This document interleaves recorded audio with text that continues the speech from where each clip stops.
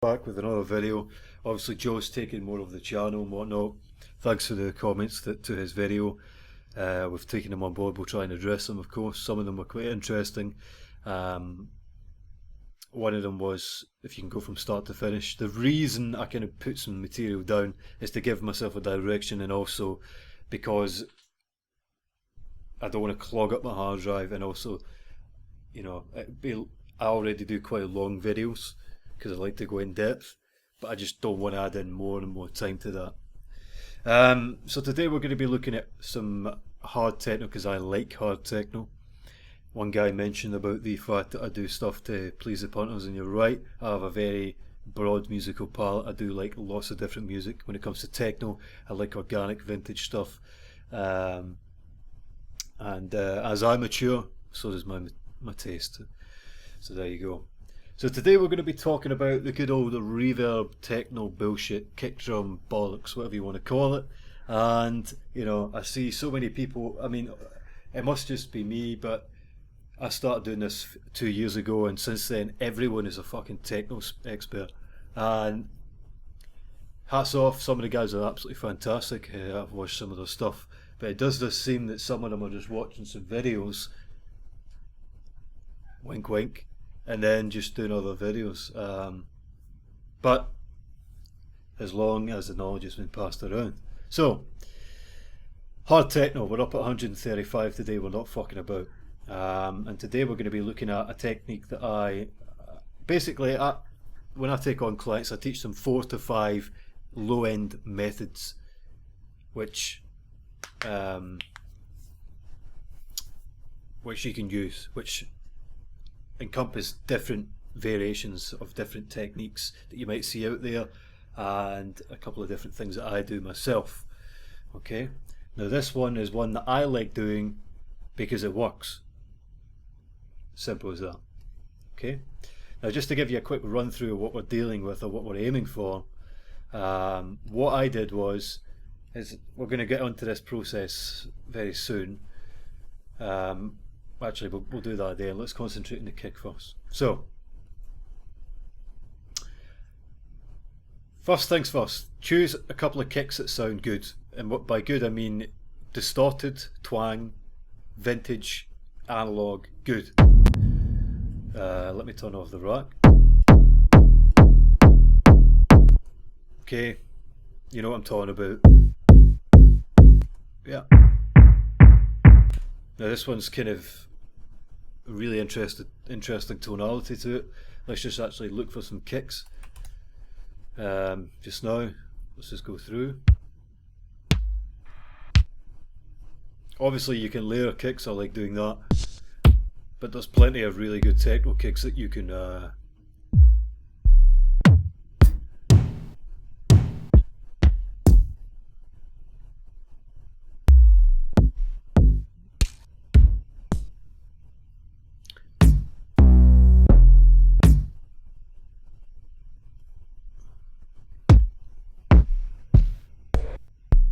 hardstyle kicks make very good techno, by the way.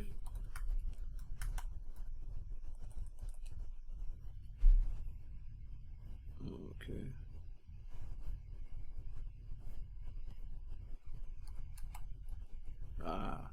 Yeah, come on. Fuck it right.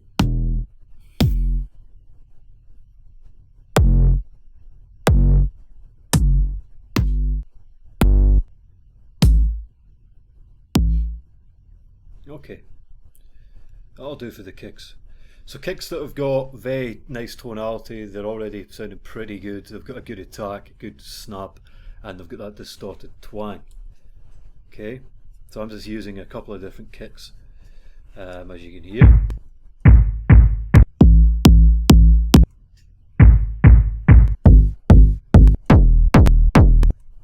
Okay, now you can do this technique by using a chain, okay, whereby you add the elements of this rack into another chain. So, for example, like this. So there you've got control of this, and then you have a dry, and you have a wet. Personally, I don't like doing that. I never really have. That's just the way I operate. There's many other ways. I actually prefer to use return tracks if anything, but in this technique we're going to be purely bouncing down the audio, and we're going to be using further techniques. So let's just quickly go through what we've got, how it all works, what it all is, why it's done, and then we'll fucking move on. Okay, let's turn it on. First thing we've got, EQ, taking off the low end. Don't use Ableton's EQ, it's shit. Use this EQ, it's very, very good. It doesn't distort the sound, doesn't discolour sound. Also Pro Q. Saturation, everyone's got this. Hard curve is probably too much in the hard style domain. Medium curve is good. So what you want to do is bring up the drive, bring up the dry wet until we've got something. Let me just turn off the rest of this.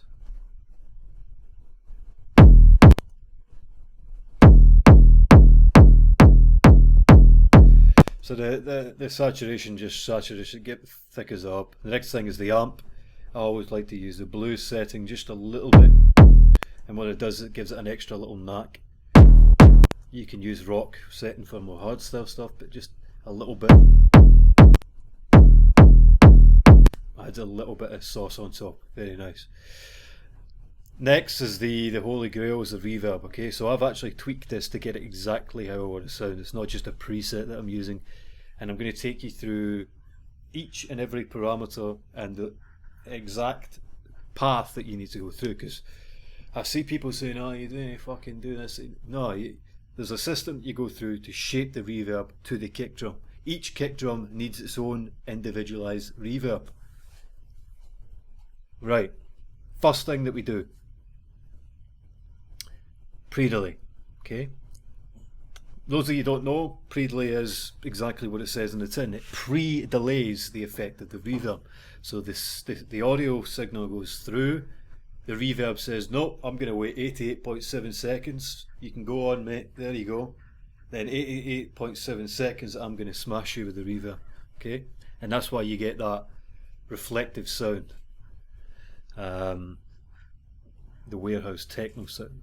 Now, for me, I've tweaked it to 88.7. If we move this up and down,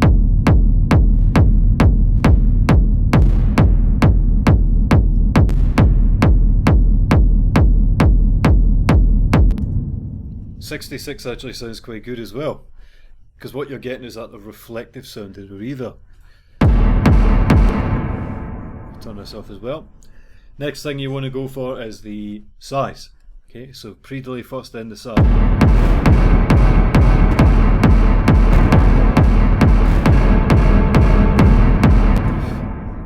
This was just left on default. The two characteristics, or the two dictating parameters, are the pre-delay and the size, because as you can hear, they work really. They're intrinsic to the sound. So you have to literally move this up and down until you find the sweet spot. That's the only way you can do it until it sounds good. For me, it was 100. Okay. Next thing we move on to is the decay time. Don't worry about the dry wet. That's just amount. You know, that you can tune that after. The decay time. So this is very important, because think about the decay time as the length of time for which the reverb continues to reverberate, the length of time which the wave continues to propagate. Yeah. This is the best way to think about it. Funnily enough, that's why it's called warehouse techno. So imagine you're in this big fuck off warehouse techno, warehouse, sorry.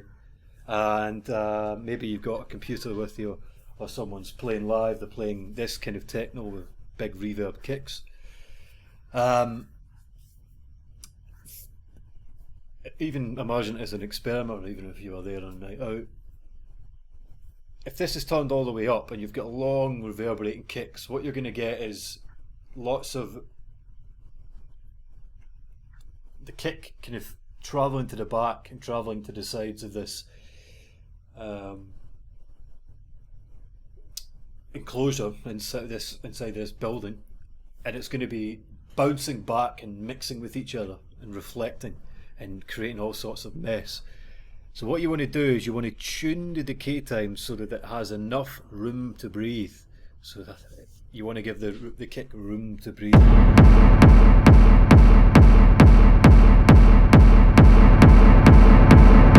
that's, over that it's just too much.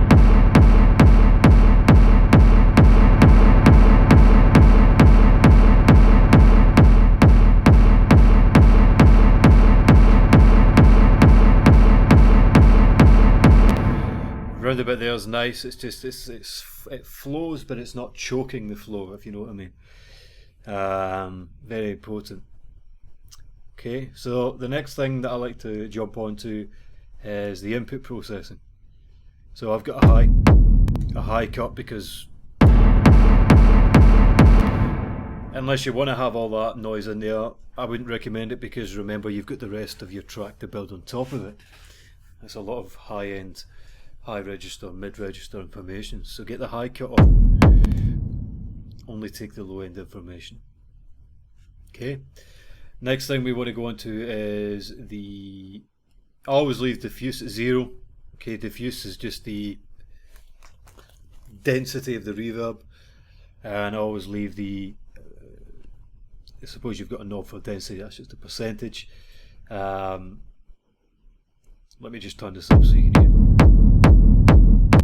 You can hear how it works. It's almost like a volume as well. Just leave that. It never really does anything. Reflect is a good little parameter, but again, normally I'll leave that at 0.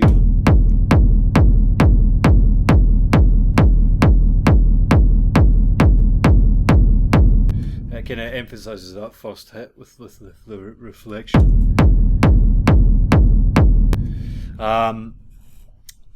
Next thing I like to go on to is the diffusion network. So basically this is similar to an EQ, but it kind of tapers the high end part of the reverb down. So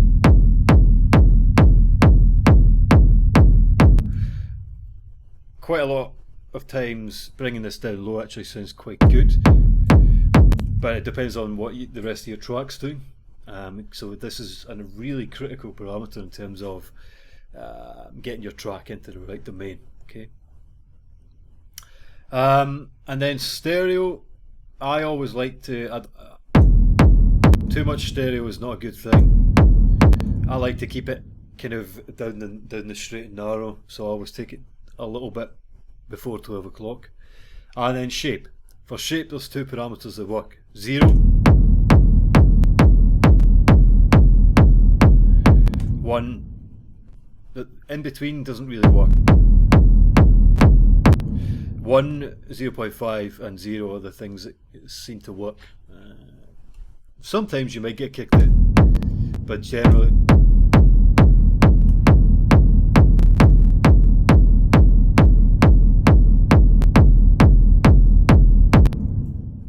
so there you go. 0, 0.5 and 1. And that's you basically done with your reverb there. It's just about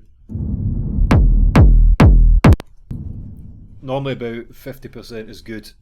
You don't want to douse it too much. And this is the thing. This is the thing. What you're doing here, what these guys are doing here by putting the reverb in another chain, is exactly what you're doing here with the fucking dry wet knob. It's just another process. But anyway, look, I'm not going to go. So we've got the reverb down. Now we want to add some finesse. So we're going to use some sine. That adds that lovely harmonic. Add some erosion noise.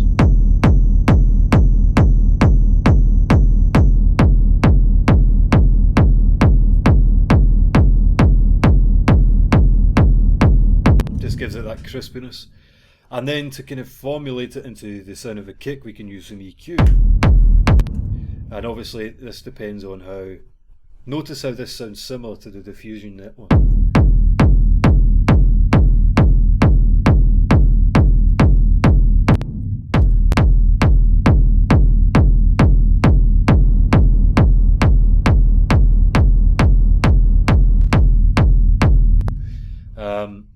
Now it's just about EQing, making sure you're taking out the harshness of the sound.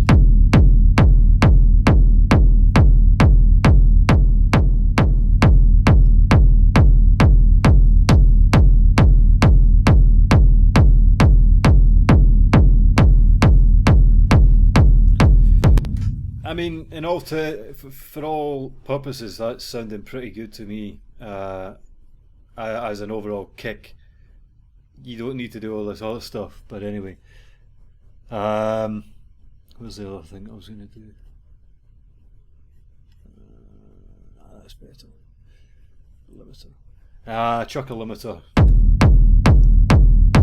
on the end of it, just for safety.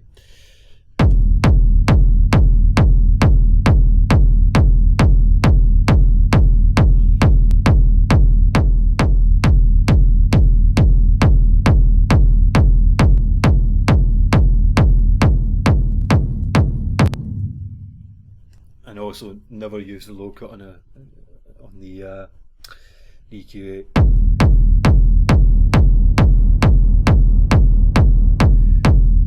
And you can tune the diffusion network however you like to get the sound that you want. So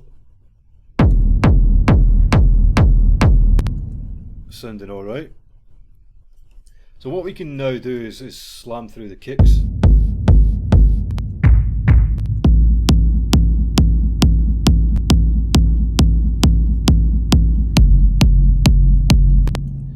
I'm going to get rid of them because we've done it to this kick.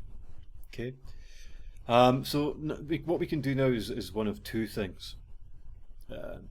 It's something that I quite like doing. So what we'll do is we'll go freeze track and then we'll go flatten. And now we have a new reformed kick.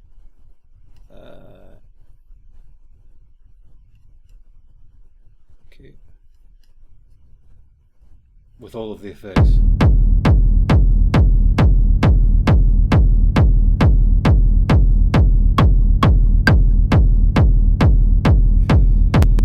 Now, this is what I was going to get onto. So basically, this is a similar process to how I made this kick here. This is from one of my tracks. I made this slightly differently with a little less distortion and actually put a sub underneath it as well, which I can show you in a minute. So this is just a loop that I've taken from it. And then what I've done is I've started to get it creative. So I've taken the same loop, okay, and what I've done is this is a cool thing for you to try. Twat it onto texture mode, yeah. Then record in a long take like this. And while you're doing that, mess around with the parameters of the grain size and the flux. And what you'll end up with is this. Well, obviously this is a bit more.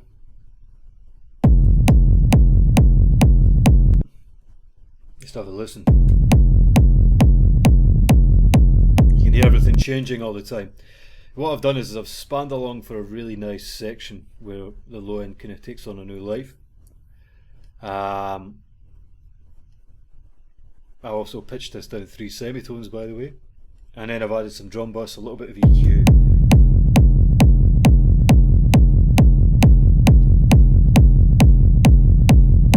Drum bus as well, and this has given me a really hard techno kick, and that takes me on to the next part of what I'm going to talk about.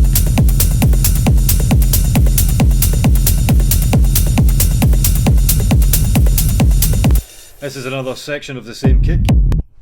Believe it or not, it's the same kick, but it sounds different. That's why this is a great exercise.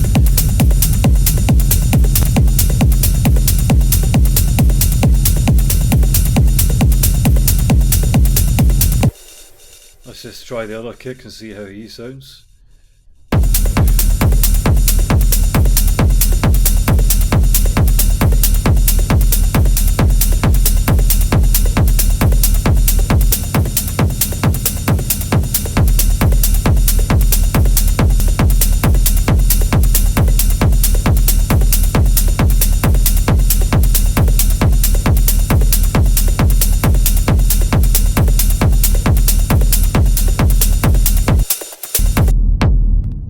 little bit of mid-side EQ there just to straighten up.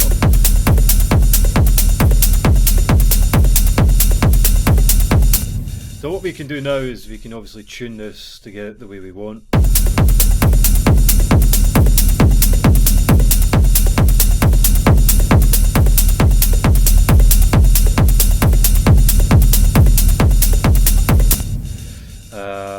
We can go with the reverb.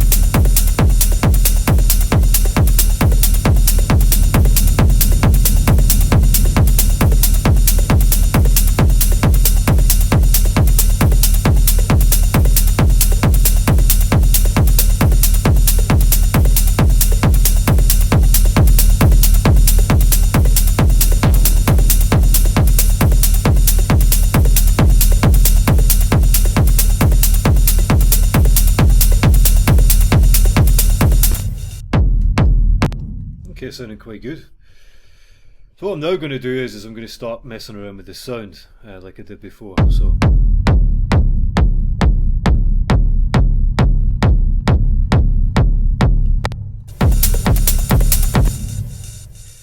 and I'll show you the technique that I did before.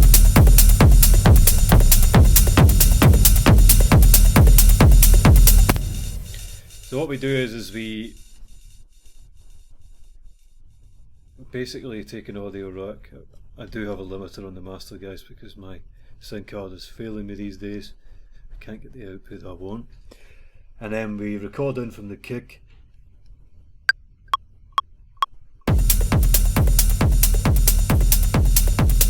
Just start moving this up and down.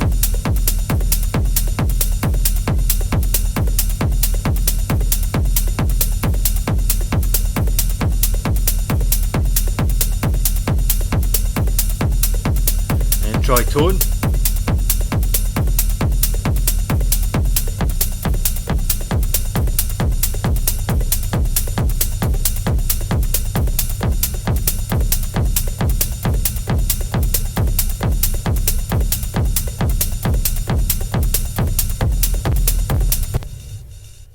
A little bit messy, but that's absolutely fine because that's what we wanted. What we wanted was a really varied succession of sound. So now we can go in here and listen to it and do the same thing again. So let's bring the marker and let's listen.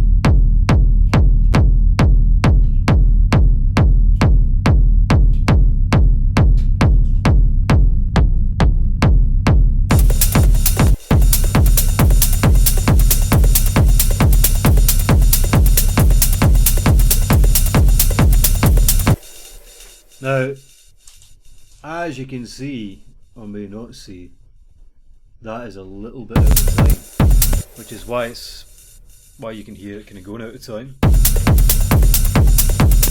But I quite like that.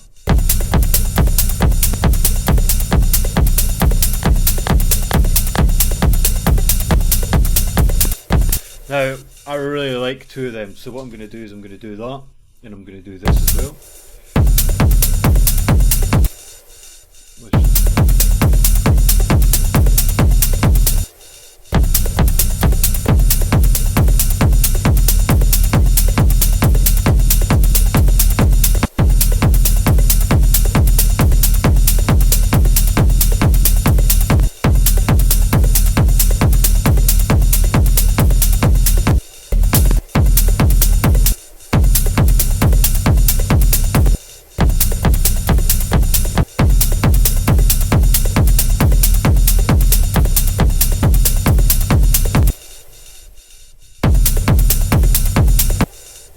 Cool. As you can see, this is actually out of time, so let's push that back.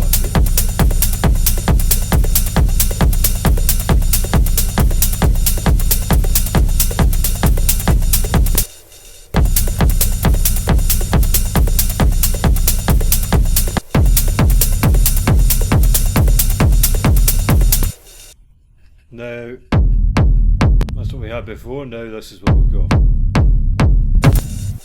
Quite cool.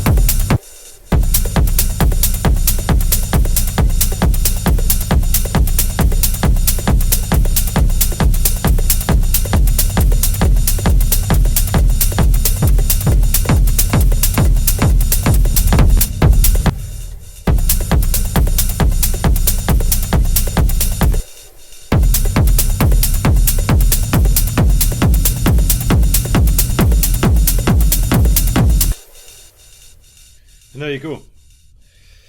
So let's get back to what we had before, which was this thing here.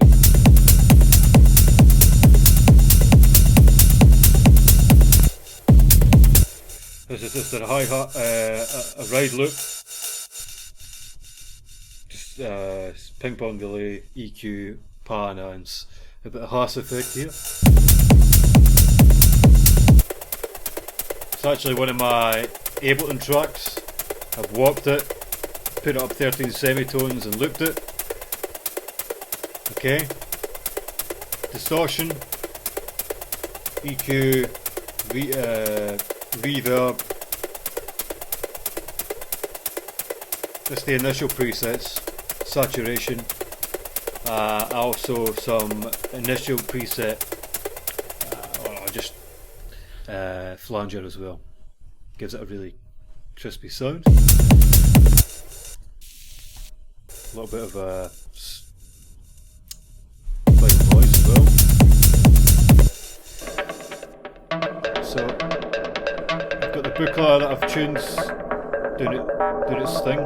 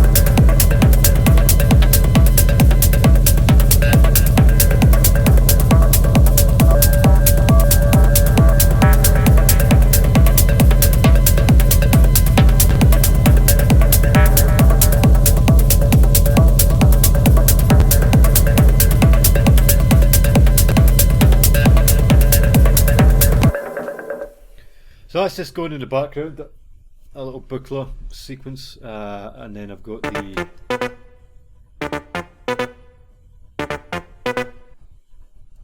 kind of simple pattern, 1, 2, 3.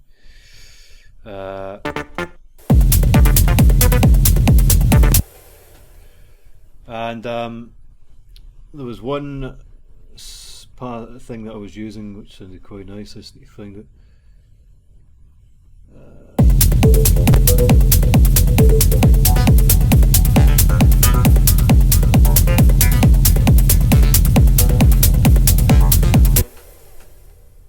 So we've got this sound, and the way we do this is we get this millennium there.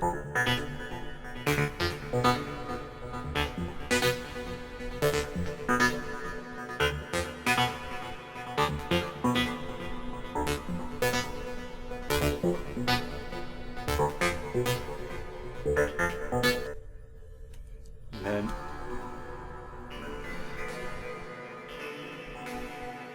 that's what we're getting.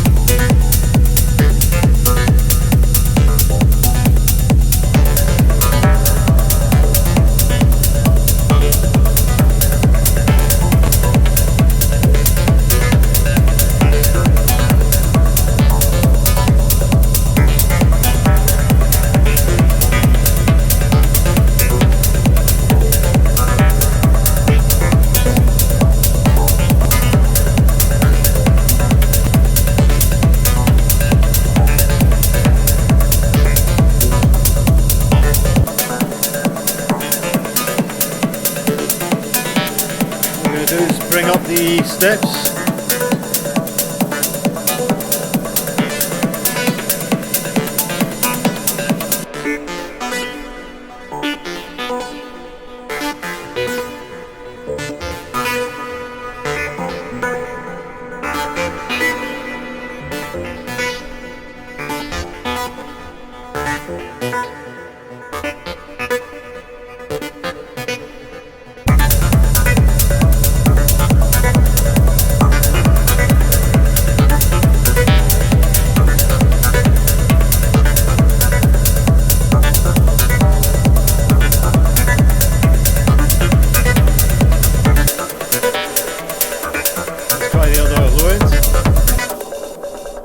One of these other low ends, let's try them.